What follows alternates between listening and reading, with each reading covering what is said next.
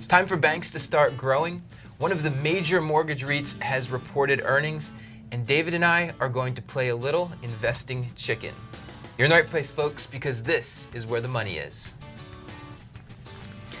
Matt, let's start off by just looking at some of the headlines this morning. So the first one we got is from American banker Jackie Stewart.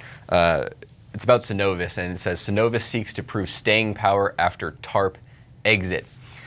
So Jackie in this article was looking at the focus with Synovus and on so many banks for a long time, the last couple of years, was build that capital ratio, just get through that process, exit TARP, pay those funds back.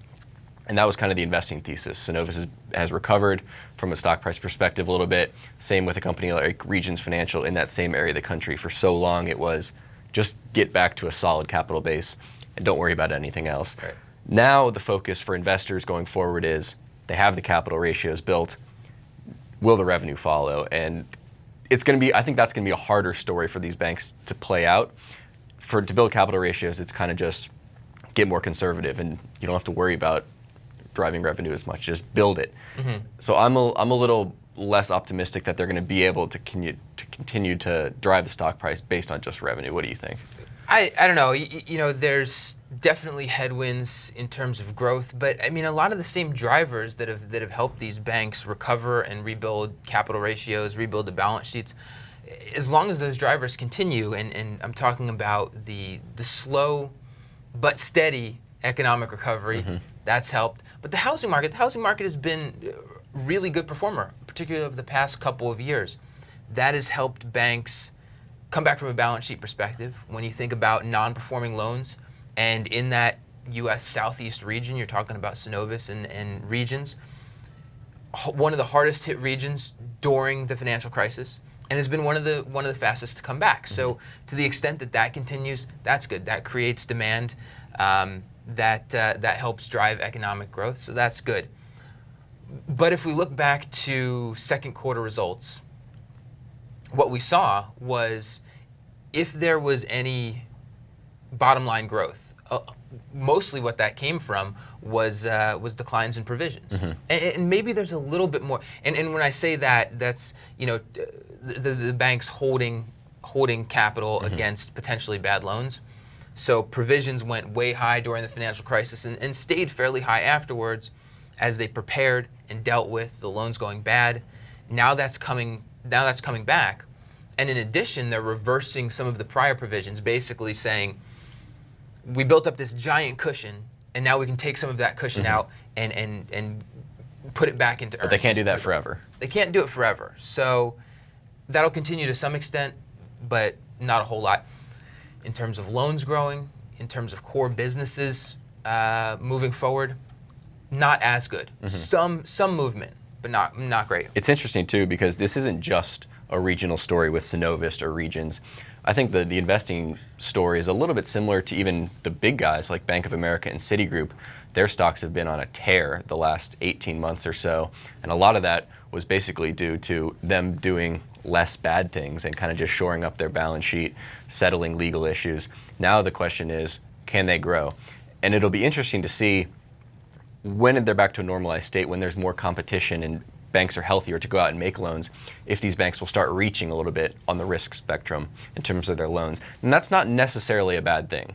If you can do it prudently and take the right risks, then there can be some payouts for shareholders. So it'll be interesting to see if they move down that line a little bit. Now you're getting into a whole different league of banks, because I mean you think about regional banks, you think about that particular region, what's going on there. Now you're talking about Bank of America and Citigroup, and even between those two, Citigroup is so hitched to the rest of the world. So in terms of seeing growth there, obviously I think maybe maybe even more so than Bank of America, maybe have more still repairing to do.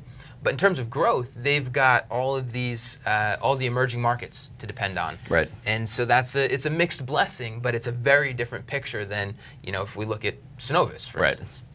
All right, let's go to the next headline. We got it from Wall Street Journal. For Paul Manga, he says, banks open arms to corporate cash. So I guess after a couple years of banks kind of shooing away deposits, not necessarily wanting to flood their balance sheets in a low interest rate environment, apparently the big guys are opening their arms back up to the corporate clients. Well, it's kind of interesting to see that right now. given that the rate spread is so thin that bringing on extra deposits is not a great strategy, because you can't make a whole lot of money on it in the short term. In the short term, but we're hearing all of the banks saying over and over again that that rising interest rates are going to help net interest income. So to the extent that they can build their deposit base, so that was my initial reaction thinking through the growing. What the article said was that Citigroup, J.P. Morgan, and Wells Fargo in particular, corporate deposits have been rising.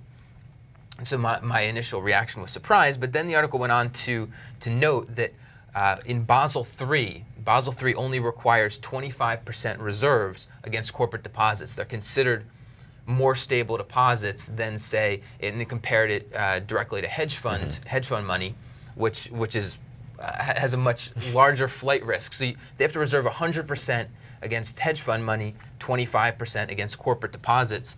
So in terms of building balance sheets that are strong in Basel III compliant, or strong in terms of Basel III, it makes sense that that they're going after these corporate deposits. Yeah, I think it's a good move. There's not going to be a ton of short-term gain, like you said, the low interest rate environment. These aren't that valuable from just a deposit perspective, but in the long run, it's good to just have more of these corporate clients. These are much more profitable clients than the everyday American that has their bank, just a regular bank account. These corporate clients carry a lot of services with them, whether it be investment banking, loans. So just to get them into the banking umbrella, whether it's Citigroup, Bank of America, Wells Fargo, those are the ones mentioned in the article, it could be a good thing long term for shareholders. Now, here's one other big picture thing, and when I talk about being optimistic about the bigger picture, this is one of the things that I think about. So in the article, and this is a quote from the article, it said, Packaging Corp of America, for example, has, quote, more cash than we need, its chairman Paul Stecco said when the company reported earnings earlier this month. And it's that kind of, and when we think about all of these corporate deposits going to banks, there's a lot of cash sloshing around here, and companies are hanging on to cash. They're still kind of, they're a little bit scared about what happened before. They're worried about what's to come, whether the economy is going to pick up. So they're not doing a lot of spending. But there's a lot of cash out there that can be spent. So to some extent, and I know this is sort of an easy answer, but a little bit of the economic thing I think is still psychological. And when that changes, when that psychology changes, and companies and management teams are ready to start spending again, man, there's a lot of reserve out there that's ready to go to work. Yeah, and the last point I'll make on this, with all that cash, Mine was the last point, David. I mean, having too much cash, that's what, I guess it was a treasurer for a company saying we almost have too much cash. I think that a little bit, if we just take a step back, the broader stock market, people are saying stock market looks a little frothy right now, the valuations are a little too high. I think that has a lot to do with it. People are looking at these companies and saying, the balance sheets are so strong with these companies, if we can just get past that psychological barrier where they can deploy this cash and start making investments, then we probably will see a lot more growth than we're seeing now. So I think just the strength of a lot of companies. Or give it back. Yeah. If all of this cash is sitting around, they don't know what to do with it, give it back to shareholders. They'll find something to do with it. Putting some extra cash in my pocket, I'll find something to do with it. Sure you will. All right, last one we got regarding everyone's favorite Fed Chairman Ben Bernanke. Bernanke must testify about AIG. That is also from the Wall Street Journal by Leslie Schism. AIG shareholders, is this something they should worry about, or is this just a separate issue that their name is just happened to be thrown in there? Well, long-time AIG shareholders, perhaps, because what's going on here is Hank Greenberg and Star International, which were the largest shareholders of AIG prior to the financial crisis, prior to the bailout, are basically saying that the government acted illegally when it bailed out AIG and took the 79.9% stake, and then made further shenanigans, you might want to say, when they forced the reverse split that helped vote all this through. So former shareholders in AIG, if the lawsuit goes through, could get some sort of compensation. It's not something that I'd hang my hat on if I was a former AIG shareholder. I'm not a lawyer, but I don't know how strong this case really is. what could be interesting for current AIG shareholders for the go-forward picture, AIG decided earlier this year, and I think wisely, not to join in on this lawsuit. So they had the opportunity to get in with Starr, with Greenberg, and pursue this lawsuit. They decided not to. I think that was smart because it would, from a perceptual, just another lawsuit. It would have looked awful after the. If Starr and Greenberg win this lawsuit, then there's potentially an interesting case of, well, AIG, the company, missed out on recouping some money from the government from this lawsuit. And then you run into, are there going to be class action lawsuits by shareholders against AIG for not pursuing the case? I mean, that remains to be seen. If Greenberg manages to pull this off, then we'll see if that happens. But that's the one thing that I'd look at going forward. But not something you're looking to sleep over. No, otherwise I think it's somewhat of a distraction if AIG shareholders are watching this. Great. All right. Moving on to the wonderful world of mortgage REITs. We had one of the largest mortgage REITs, American Capital Agency, report earnings yesterday. And I would say that they were better for the large part than we thought they would be. On an absolute basis, they were not good. It was a fairly large comprehensive loss, but they were better than I think what we were expecting. Where was the difference? Better than we were expecting. You have to remember, I think the stock is up some 6% today.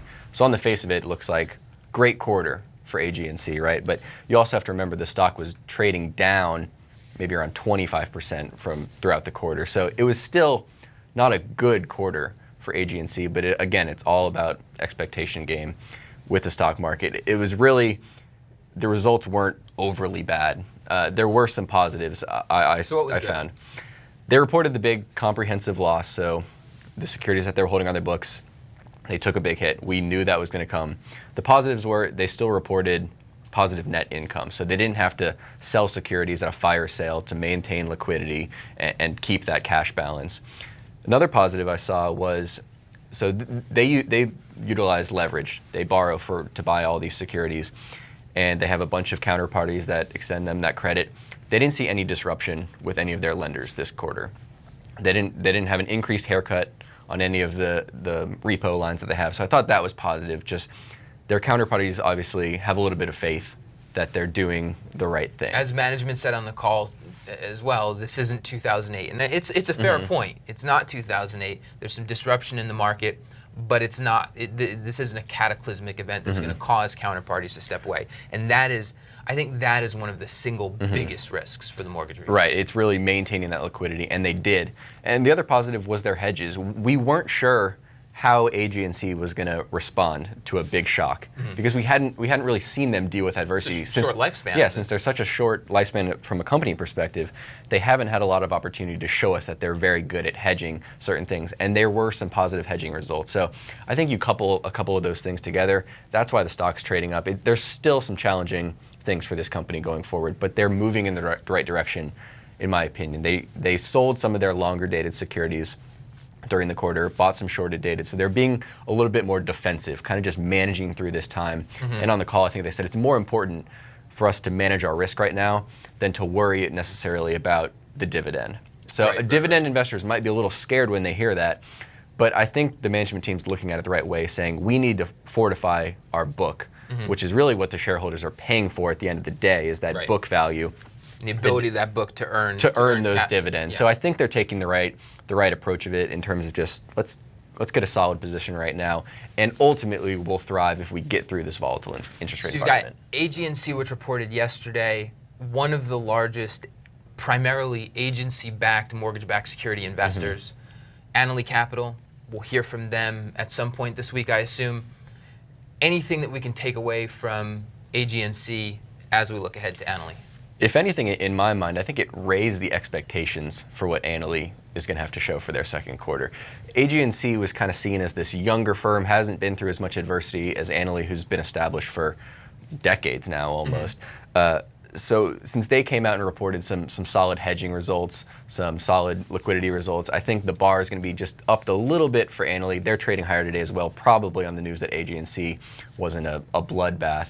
I have faith in Annaly. I'm a shareholder. I think they're going to obviously see a hit to book as well. I think they're going to manage through it.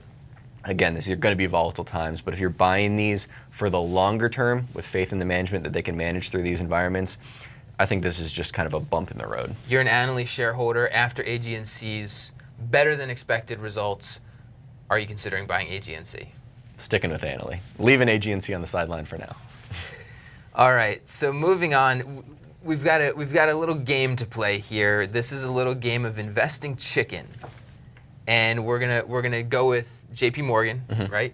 And you're going to pile on scenarios onto J.P. Morgan until I finally bow out and say I would no longer be an investor. I'm a current shareholder, and you're going to try to make it so bad for me that I would finally. So you're a current shareholder today, and you think it could still be a buy today, right? You're not scared off by any of the news going out. You're not scared off by the valuation. You think it's a good buy right now. I think it's a good buy right now. Okay, so let's get into the scenarios, and you just say I'm out whenever we get to the scenario where it's too much for me. Okay, hit me.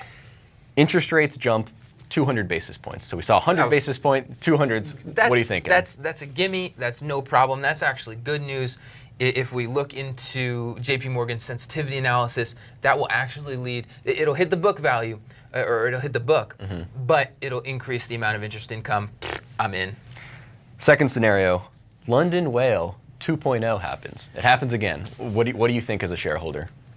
You know, that starts to make it a little bit difficult for me. I would have to look very carefully at what the circumstances were, because London Whale 1.0, I can look at that and say that it was a mistake. It was a massive mistake. But what I'm looking for is how Jamie Dimon and the management team address that and make sure it doesn't happen again. And when I look back to the bank's performance during the financial crisis, I can see that there's a good argument that this is a fairly conservative bank. So you're still in? London Whale 2.0. I'll stick in there for now. All right, my next scenario. Holding on by my fingernails already. Next scenario is the stock price increases 30% from where it is now. So it's not going to be quite as cheap anymore. So this is all cumulative, right? Is this all cumulative? Sure, we'll do cumulative. Oh, man. So we've got London Whale 2.0 and a 30% increase in the stock price. Well, that'd be interesting. I could go and say that obviously nobody cares about London Whale 2.0. You know, I'm not as concerned about a 30% increase in the stock price. Obviously, I don't think it would be as good of a buy, 30% above today's price. But in terms of holding it longer term, I'm okay with that. So I'm going to continue to hang on. All right, my next one I got, Jamie Dimon leaves the bank. So you got London Whale 2.0, 30% higher, and Jamie Dimon says, look, I'm out. So now we get into how I want to connect all of these cumulative storylines, because if Jamie Dimon is leaving on account of London Whale 2.0, well, actually maybe that's a good thing. If London Whale 2.0 happens and he decides to step down, then maybe that's a sign that new management is coming in. Actually, let me step back on this one. We're sitting here today. None of these other scenarios happen. Jamie Dimon leaves the bank. Where do you stand on that? It would depend on who steps in. But as we saw with the CEO chairman thing, there is legitimate concern about the idea that there's not a solid succession plan in place. But, you know, as much as I like Dimon, I think he's a good banker. I think that the collection of J.P. Morgan's businesses is strong enough on their own that somebody else of reasonable quality could run this and do well. So I'm okay with that. Okay, we'll go back to the cumulative now. We got London Whale, 30% increase. Jamie Dimon's out, and then the regulators come in and say you got to spin off your investment bank and hold 30% capital buffer. And hold 30% capital. They're laying the smack down. Are you out at that point? I think all of that combined, I'm probably out. I'm probably out at that point. The spinning off of the investment bank, not such a big deal. But if regulators came in and said that the bank or maybe all banks needed to hold 30% equity capital, that changes the ball game. So at that point, I think I'd probably be out, and I'd have to rethink how I'm valuing banks in general, or JP Morgan specifically. So I guess the takeaway is a lot of bad stuff has to happen for you to consider this not a good buy today. Well, look, I don't want to come off as a Pollyanna. Maybe I am a Pollyanna. It could be. Who knows? But the way I look at JP Morgan is there are a collection. It's not just one umbrella bank, one mushed together thing. There are distinct businesses in here, and the credit card business, the investment bank, the corporate bank, the private bank serving ultra high net worth folks around the globe. I think these are very high quality businesses. And again, Jamie Dimon, I think does a reasonable job, does a good job keeping the whole thing together. But then you have individual folks running each of these divisions. I think it's a good collection of businesses. So what we've gone over here, most of them wouldn't shake me. Great. All right, closing off here, we've got the best tweets of the day in our Tweet It segment. And we will start off with a tweet from, if I can find it here somewhere. We've got a tweet from Vanguard to start off. It says, it's how not to build wealth, is what they say. Try to beat the pros by doing lots of research on individual stocks. So that's an interesting one to start with, right? I think it's important to look at who's saying it, kind of the champion of index funds, telling people to just stick with us. We'll give you a solid return. You don't have to worry about all that research, and we'll build your wealth that way. Obviously, we have a slightly different view here at the Fool, but not for every investor. That certainly does work for some investors. I don't know that it's actually a different. I don't know that it's actually a different view. For a whole lot of investors out there, Vanguard's approach is 100% correct, and low-cost index funds are a fantastic way to go. And for a lot of people that I know, I will literally take an annual report and read it on the beach. I've done it. It's not just a hypothetical. I have done it. I love researching stocks. I love reading about companies. And there are other people out there that enjoy it, maybe not enjoy it to that pathological extent, but enjoy it. And so to that extent, I think that's the kind of person that can be investing in individual stocks. For a lot of other people who are bored to death by that, low-cost index funds are a fantastic way to invest. What I see in Vanguard's tweet here, which I think is really interesting, and I should mention, by the way, the Twitter address for anybody that wants to follow Vanguard it's at @Vanguard_group. So the other thing that jumps out, try to beat the pros by doing a lot of research. Beating the pros, I think, is an interesting part of that to think about, and how the pros are looking at this. So they do a ton of research, and then they're trying to project trends, earnings, price targets over a year. And here at the Fool, we're not thinking like that. So we're not necessarily trying to beat the pros at their own game. We're trying to beat the pros in other ways. So by thinking in terms of longer time frames, in terms of owning stocks, by owning the companies, owning companies that we want to own for the long term, and having patience, looking at a company, understanding a company, and then waiting for the right price for it. So to me, I don't. Maybe I'm stretching here, but I don't see necessarily a divergence. So I see Vanguard has a great approach for many people out there, and then on the other hand, for retail, average individuals who want to invest in individual stocks, I think the key is don't try to beat the pros at their own game. You got to think around that. You got to think, where can we still find advantages? Great point. The second tweet we have here is from William Wright. His Twitter address is @WilliamW1. And the tweet is, even after £5.8 billion rights issue, £2 billion convertible bonds, cutting balance sheet and retaining earnings, Barclays will still be levered 33 times, which it's a pretty impressive number. What I thought was, so Barclays has been raising a bunch of capital to try to shore up its balance sheet. Just to touch on this, we're just going to touch on this briefly, but what I found was interesting. We talked about last week, I think it was, I was looking at a way for investors to quickly look at the capital buffer of a bank rather than getting into the mess that is Basel I, Basel III, whatever. And the way I suggested to do that was to look at equity book value, tangible book value, or tangible equity value, either way you want to think about it. Tangible book value as a percentage of total assets. And what I had said was that back prior to the financial crisis, you saw a lot of big U.S. banks in the 2 to 3% range. And most of those that were in the 2 to 3% range were names like Citigroup, Bank of America, Lehman Brothers, Bear Stearns, Merrill Lynch. So all the banks that ran into trouble. But today we've seen a big turnaround. We've seen the median of the big banks for that ratio go up to above 7%. Barclays today, Barclays as of the most recent reported financials, 3.4%. So it's kind of interesting that we've gone from there to here. And in the US, we've seen such a big change in the banking industry. And here in Barclays, and I think actually a lot of the banks in Europe are actually still dangerously highly levered. Right. I think you kind of got to applaud the American banking system, something people rarely do. Or maybe the regulators are kind of who is stepping in and saying, this is what we got to do. Because you look at the two difference between the American banks and a lot of the European banks.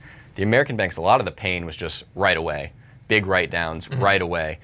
The European banks were a little bit more conservative, saying, maybe we're not going to write it down. Let's try to drag this out, see what we can collect. So the American banks were a lot more aggressive in getting rid of that uncertainty, getting rid of those bad loans on their books, those bad securities on their books. So that's the difference. That's why you see the American banks in such better capital position today, because they took the pain early, they took the medicine early, and now they're reaping the benefits today. And we'll finish off with a tweet from SunTrust.